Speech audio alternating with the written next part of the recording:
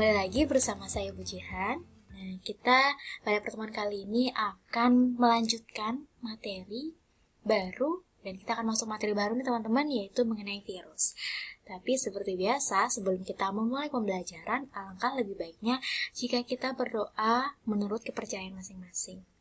Agar apa? Agar ketika dalam pembelajaran nanti, teman-teman semua bisa dimudahkan dalam memahaminya. Amin. Oke, setelah selesai berdoa, kita langsung masuk ke materinya. Kita akan membahas mengenai virus. Virus ini lagi banyak dibicarakan ya teman-teman di seluruh dunia karena adanya pandemi COVID-19. Oke, sebelum kita memahami lebih dalam mengenai virus dan mengetahui lebih banyak lagi, kita harus tahu dulu nih, apa sih virus itu dan bagaimana sih sejarah ditemukannya virus? Virus berasal dari bahasa Latin, yaitu venom yang berarti cairan yang beracun. Oke, jadi pada zaman dahulu teman-teman, ditemukannya virus ini bermula dari adanya tumbuhan tembakau yang terkena penyakit. Nah, penyakit pada tumbuhan tembakau ini ditandai dengan adanya bercak-bercak berwarna hijau kekuningan seperti ini. Jadi ada bercak hijau kekuningan pada daun tumbuhan tembakau. Nah, sehingga dari situlah nih para peneliti mencoba untuk mencari tahu dengan cara meneliti terkait penyakit pada tumbuhan tembakau tersebut. Nah, di sini ada ilmuwan pertama yang meneliti, yaitu Adolf Meyer pada tahun 1870 sampai 1885. Jadi, Adolf Meyer ini merupakan seorang mikrobiologi Jerman, di mana beliau ini melakukan suatu penelitian yang dimulai dengan melakukan ekstraksi daun tanaman tembakau yang sakit. Jadi di sini ada tanaman tembakau yang sudah sakit nih teman-teman, yang sudah terinfeksi penyakit. Sudah ada bercak hijau kekuningannya. Nah, pada tanaman tembakau yang sakit ini kemudian diekstrak daunnya, dihaluskan, dan kemudian ekstrak dari daun tanaman tembakau yang sakit ini disemprotkan ke tanaman tembakau yang sehat. Nah, ternyata tanaman tembakau yang sehat ini menjadi sakit setelah disemprotkan ekstrak daun tembakau yang berpenyakit tersebut. Jadi di sini dapat disimpulkan nih teman-teman, melalui getah yang diekstraksi tersebut dapat menularkan penyakit dari tumbuhan yang sakit ke tumbuhan yang sehat, dan kemudian tumbuhan yang sehat ini menjadi sakit karena adanya semprotan dari ekstrak daun tembakau yang berpenyakit tersebut. Nah, kemudian tapi pada saat ini Meyer nih belum berhasil menemukan mikroba apa sih yang menginfeksi tanaman tembakau tersebut.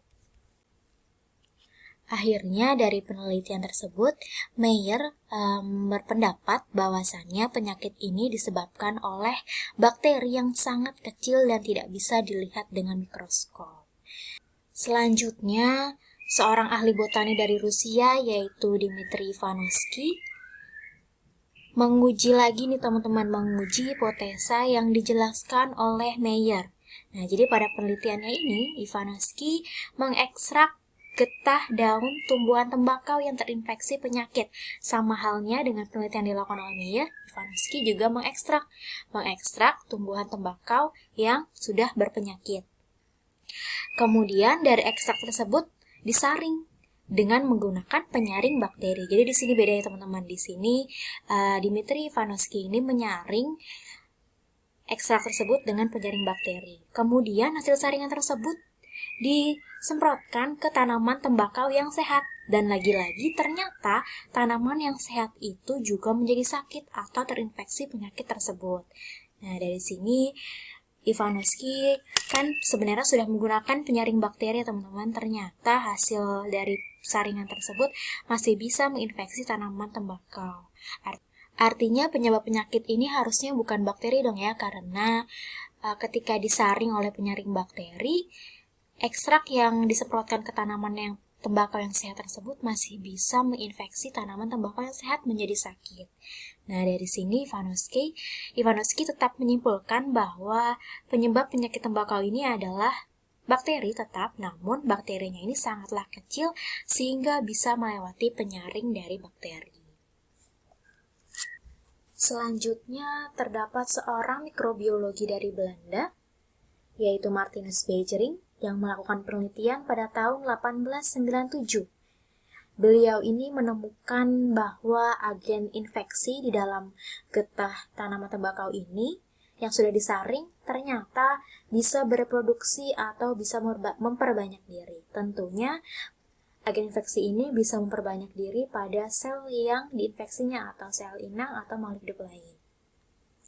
Selanjutnya, Beijering ini melakukan suatu penelitian ya teman-teman. Jadi, Beijering ini mengkulturkan agen infeksi atau mikroba tersebut pada suatu media nutrisi atau media agar, di mana apabila agen infeksi ini merupakan terbukti bakteri, maka agen infeksi ini bisa tumbuh dengan subur pada media agar atau media nutrisi atau media bakteri tersebut. Namun ternyata pada penelitian beliau tersebut, agen infeksi ini atau mikroba ini tidak dapat tumbuh pada media nutrisi atau media agar. Sehingga si Beijering ini menyimpulkan atau berpendapat bahwa mikroba atau patogen dari tembakau tersebut bukanlah bakteri.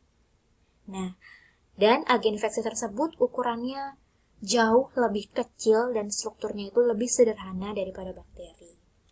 Sehingga pada penelitian ini Beijering menjadi ilmuwan pertama yang membahas mengenai virus atau membahas mengenai konsep virus.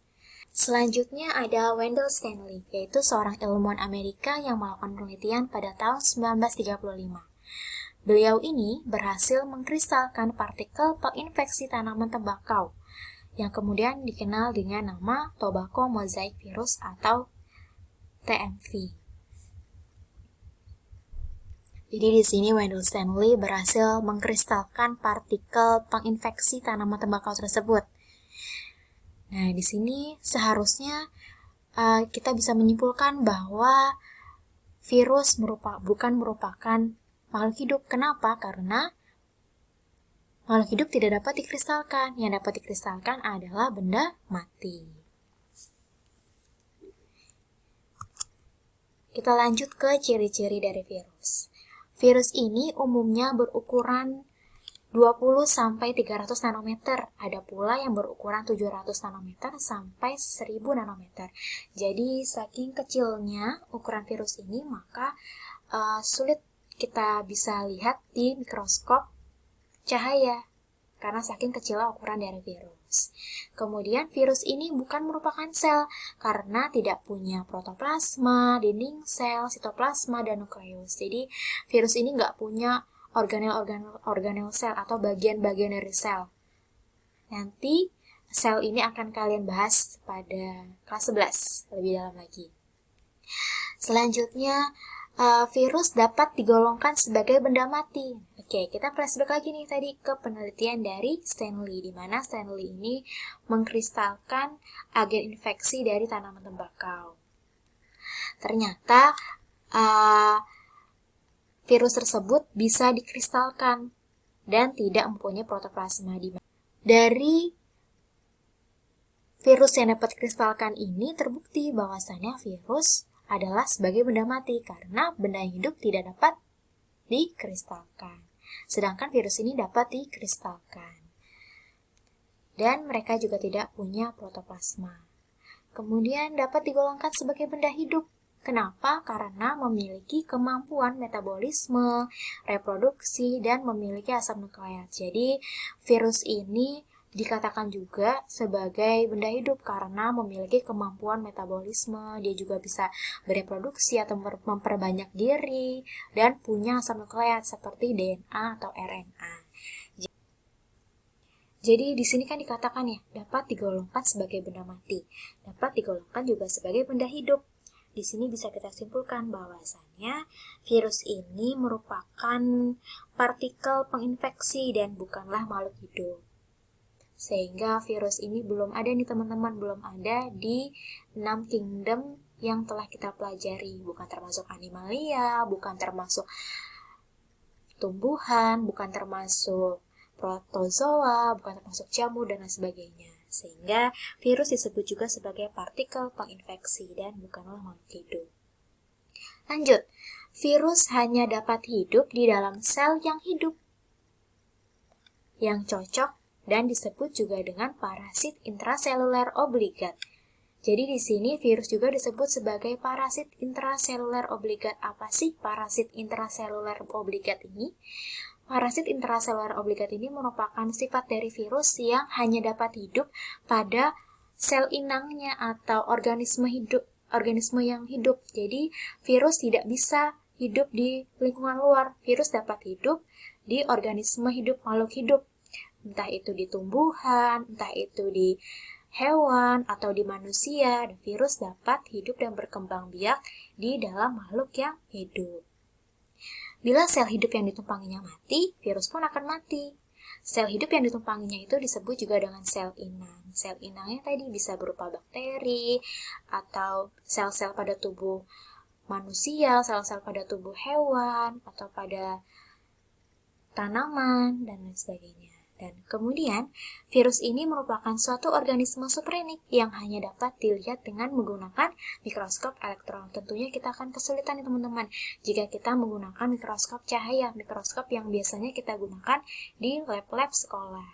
Jadi harus menggunakan mikroskop elektron karena ukuran virus yang sangat kecil. Oke, di sini ada macam-macam bentuk virus. Jadi virus ini punya macam-macam bentuknya. Di antaranya ada berbentuk bola, contohnya ada virus HIV, kemudian berbentuk huruf T, yaitu disebut juga dengan bakteriofag. Bakteriofag ini adalah virus yang menyerang bakteri. Kemudian ada yang berbentuk bola lagi, yaitu ada influenza virus. Ada yang berbentuk polyhedral, kayak gini nih teman-teman, segi banyak, seperti kristal, yaitu adenovirus, contohnya, dan berbentuk batang. Contohnya adalah tadi yang telah kita bahas, yaitu tobacco mosaic virus, dan ada yang berbentuk filamen atau benang. Contohnya adalah Ebola virus. Jadi ini adalah macam-macam dari bentuk-bentuk virus. Selanjutnya kita masuk ke bentuk virus yang lagi mewabah di seluruh dunia ini, yaitu virus corona. Seperti yang telah teman-teman ketahui, pasti teman-teman semua sering dengar ya, kalau virus corona ini disebut juga dengan virus yang bentuknya mirip seperti mahkota. Kenapa sih bisa seperti itu? Karena di sini Ibu punya gambar. Di sini adalah gambar dari virus corona melalui pengamatan mikroskop dari seorang peneliti, dan kemudian di sini ada gambar hasil pemindaian dari bentuk virus corona tersebut. Nah, di sini teman-teman bisa lihat nih, terdapat seperti paku-paku yang menempel di permukaan virus. Nah, paku-paku tersebut ini memiliki bentuk yang hampir mirip seperti mahkota. Oleh karena itu, ilmuwan memberikan nama virus ini sebagai corona, di mana corona ini adalah bahasa Latin yang memiliki arti dari mahkota. Jadi di situ teman-teman asal muasalnya kenapa virus corona ini sering kita dengar sebagai virus yang bentuknya mirip seperti mahkota. Jadi ada macam-macam ya teman-teman bentuk-bentuk dari virus. Selanjutnya kita akan membahas mengenai struktur tubuh dari virus. Di sini Ibu menggunakan contoh virus dengan bentuk huruf T, contohnya adalah bakteriofag, di mana bakteriofag ini bukan bakteri ya teman-teman. Bakteriofag ini merupakan suatu virus yang menginfeksi bakteri. Sekali lagi, bakteriofag ini bukanlah bakteri, melainkan virus yang menginfeksi bakteri. Jadi bisa kita bayangkan ya teman-teman, Masya Allah banget, virus bisa menginfeksi bakteri yang ukurannya kecil. Kebayangkan sekecil apa ukuran virus? Jadi teman-teman semua di sini harus tetap ikhtiar ya teman-teman untuk menjaga kesehatan, mematuhi protokol kesehatan agar terhindar dari pandemi COVID-19 yang sedang mewabah ini. Oke, jadi di sini ada struktur tubuh virus yang terdiri dari asam nukleat dan selubung protein atau kapsid. Asam nukleat ini apa sih? Asam nukleat ini merupakan pembawa informasi genetika yang nantinya digunakan oleh virus untuk pewarisan sifat, menghasilkan virus-virus lainnya. Nah, virus ini memiliki hanya salah satu asam nukleat saja, yaitu DNA saja atau RNA saja. Kalau di manusia ini ada DNA dan RNA, sedangkan kalau di virus hanya salah satu saja, entah itu DNA atau RNA saja. Nah, berdasarkan asam nukleatnya, virus ini dibedakan menjadi virus DNA dan virus RNA. Virus DNA ini adalah virus yang mengandung DNA, jadi hanya mengandung DNA aja. Contohnya ada virus influenza, herpes, virus yang merangsang terbentuknya kanker. Selanjutnya ada virus RNA, yaitu virus yang mengandung RNA saja. Contohnya ada tobacco mosaic virus yang tadi telah kita bahas, ada HIV, ada virus polio, dan virus yang sedang mewabah saat ini yaitu virus corona. Jadi di sini virus terbentuk atau tersusun dari asam nukleat. Selanjutnya, nih ya teman-teman, kalau teman-teman bisa lihat asam nukleat itu di sini nih. Jadi di sini ada yang hanya mengandung DNA saja atau ada yang mengandung RNA saja. Ini yang warna merah ini termasuk asam nukleatnya. Kemudian juga tersusun dari selubung protein atau kapsid. Apa sih selubung protein atau kapsid ini? Merupakan selubung yang membungkus asam nukleat DNA atau RNA. Nih teman-teman, kapsid itu ini nih. Yaitu berfungsi untuk membungkus asam nukleat, membungkus DNA atau RNA dalam suatu virus. Nah, kapsid ini juga berfungsi untuk memberi bentuk dari virus.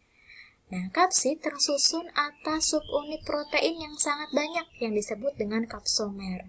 Jadi subunit protein ini disebut sebagai kapsomer. Si kapsid tersusun dari berbagai subunit protein yang disebut juga dengan kapsomer. Di sini bisa kita perhatikan bahwa si bakteriofag ini tersusun dari kapsid, yaitu yang tadi berfungsi untuk membungkus DNA atau membungkus asam nukleat dan memberi bentuk dari virus, tersusun dari DNA atau asam nukleat, entah itu DNA saja atau RNA saja. Kemudian ada leher, ada selubung ekor, kemudian ada serabut ekor, ada papan dasar dan jarum penusuk. Jadi teman-teman di sini nanti bagian ekor dari virus ini berfungsi untuk menempel pada sel inangnya, yaitu kalau bakteriofag menempel pada, tadi dia menginfeksi bakteri, sehingga si bakteriofag ini ekornya akan menempel, digunakan untuk menempel pada bakteri. Jadi seperti itu struktur tubuh dari virus. Oke, sekian pembahasan kita mengenai sejarah penemuan virus, kemudian ciri-ciri virus, dan struktur tubuh virus. Ibu harap kalian semua bisa memahami dengan baik mengenai materi yang telah kita pelajari ini dan tetap jaga kesehatan karena adanya wabah dari virus pandemi COVID-19 ini. Terima kasih. Wassalamualaikum warahmatullahi wabarakatuh.